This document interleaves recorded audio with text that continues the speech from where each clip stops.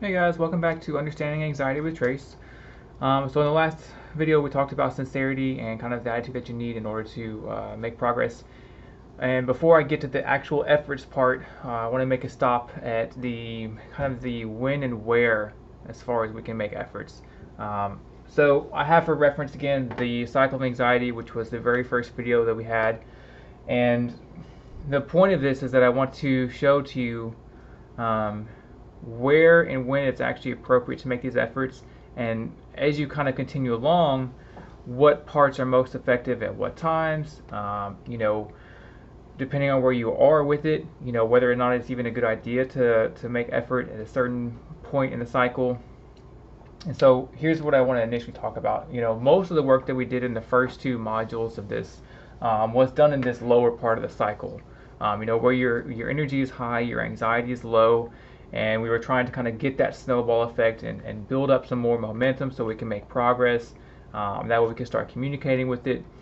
And as you make progress in this area and you get more patterns changed and built up, and things are starting to kind of get a more momentum for you and move forward, you'll notice that the levels that you can work at. So like, let's say right here is when you're just starting, you can get some work done here. And then as the cycle comes back around, you've got more practice this time. You've got new patterns that you've developed. And say, okay, now I can actually make a little bit more effort in these extra parts here. And what you'll notice is that as you continue to make progress and you continue to build up more energy and more vitality, better communication, more honesty and vulnerability, you'll start to notice that as you continue on, you'll get to the point where you're actually able to actively, proactively work on the anxiety through more and more levels of this cycle. Eventually, ideally, to the point where you're actually able to consciously make effort. You can't see that. Consciously make effort through the entire cycle of anxiety. And ideally, that's the end goal, and that's what we're trying to get to. But it's also, like I said at the very beginning, we don't want to try and start here where we're being presented or where we're being triggered. That's not always where we'll be most effective. There's definitely times where that is appropriate, but that's not where our focus should lie. We want to try to build up a new pattern for the whole cycle, not necessarily just ease the intensity of the actual trigger itself. And so as you go through this course and as you start to apply these things, what you'll recognize beyond just this initial different kind of levels of where you can work, you also notice something else, and that is the concept over here.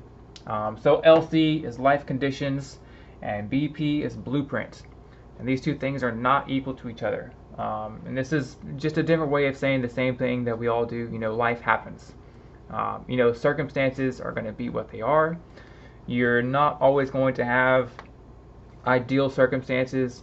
You're not always going to have things go according to plan. In fact, most of the time it doesn't go according to plan. And this is an important concept to actively apply to the whole entirety of this course. If you are going through this cycle and you're making progress, hiccups are going to happen. You're going to backtrack a little bit. You're going to not be effective this one time, or you're going to have to try something a different way. And it's important to realize that this life conditions does not equal to blueprint is just a part of life. It's just a part of any process, and therefore there's no fault, there's no shame. The last thing we want to do is start to pass judgment on ourselves, pass judgment on our anxiety. It goes back to that last video. We have to be sincere about it. And if we're letting the life conditions that we're experiencing dictate to us how we feel about the scenario, then that can be very harmful and detrimental to the entirety of the process. So like I said, this is the when and where. Now, basically what this boils down to is that in each individual circumstance, the main thing that we want to focus on is effort, right? If you're making the effort, that's the important part. Through whatever stage you're at through this course, wherever you're at with your anxiety, if you're making the effort, that's the important part. but we do need to have a little bit of common sense as far as when and where to apply it. And so if my anxiety is flared up and, let's say that I'm having a panic attack once a week, right, which for my case was probably the peak at where it was at. For others it may be every day. It's your own personal, your own life, your own circumstances. But if I'm at that state where I'm ripping through this cycle really fast and I barely have time to catch up, it's not really going to be effective for me to try to put effort into working with the anxiety while it's happening. My energy levels are going to be really low. I'm going to be completely depleted and exhausted, and the experience is going to force me to a point where I'm just trying to breathe, right? And so it may take a couple of tries to find the opportune moment to actually start to work on these things and build these new patterns up. But ultimately, that's what we're going to have to do, is find out what works for us. And the thing is that if you can start to recognize what part of this cycle that you're in, then you say, okay, I need to remind myself that I'm feeling good. So let's go ahead and work on this while I'm feeling good. And that's kind of one of the initial hard things about this, is that when we're feeling good, we don't want to bring up these things and possibly start to feel bad. But ultimately, that is the key point to start this out at. And then as you build up those patterns, you can start to work on it in different stages, kind of what I've said for this whole video.